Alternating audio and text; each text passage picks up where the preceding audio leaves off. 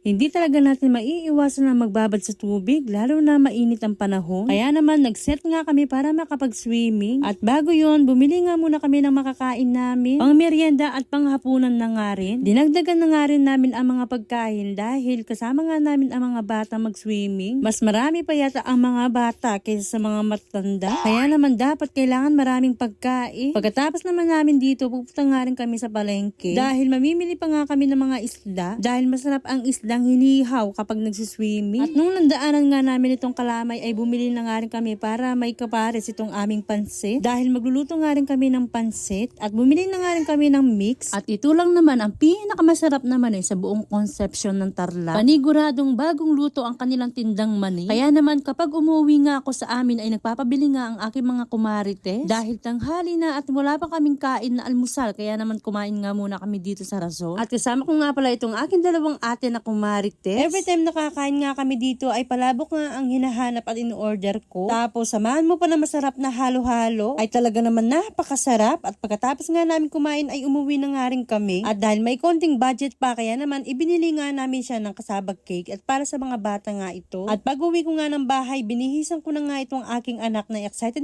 mag-swimming. At dito lang din naman kami magsiswimming dito sa aming baryo. At ang may-ari nga nito ay pinsan nga ng aking asawa kaya na meron sa gasto. Nauna nga kami dumating dahil yung mga pagkain ay nasa amin. At yung iba ay nagdala nga ng lutong ulam. At nagdala nga rin kami ng kanya-kanya naming kanin. Dahil kawawa naman kung isa lang ang magsasaing dahil napakamahal ng bigas. At unti-unti na din kami dumadami dahil dumarating na nga rin yung mga ibang kasama namin. After lunch na nga kami nakapagsimula dahil namalengke pa nga kami. Pero masarap talaga maligo lalo na kung hindi na mainit. Habang hinihintay pa nga namin maluto yung mga isda ay nagchichill muna itong mga lalaki. O diba? Umiinom na, nagsusugal pa. Pero ayos lang yan dahil napakadalang nga lang nilang magsama-sama. Itong aking asawa tuwang-tuwa dahil nanalo. At pagkatapos ng game nila ay talo din siya. Siyempre, hindi naman kami magpapahuli ng aking mga kumarites. Ay nagbingo nga din kami. Ay talaga naman napaka-boring ng swimming kung walang bingo. At ang founder nga nila walang iba kundi ang kumarites nyo. Hayaan nyo na dahil piso-piso lang naman ang aming labanan. At nagpa-shoutout pa itong aking tatlong kumarites na maliit. Talagang mahal na mga barakos ang kanilang mga asawang marites kaya naman pinainom din sila ng alak. Pero syempre hindi naman to hard at ladies drink lang naman ito. At ang pulutan nga namin ay itong spaghetti. O diba akala mo naman birthday. Pero in fairness napakasarap ng spaghetti. At nakalimutan nga namin itong aming nilulutong mga barbecue. Talagang sunog na sunog. Kapag nagsama-sama ang mga marites talagang napapasarap sa kwentuhan. O siya, hanggang dito muna for today's video guys. Thank you for watching.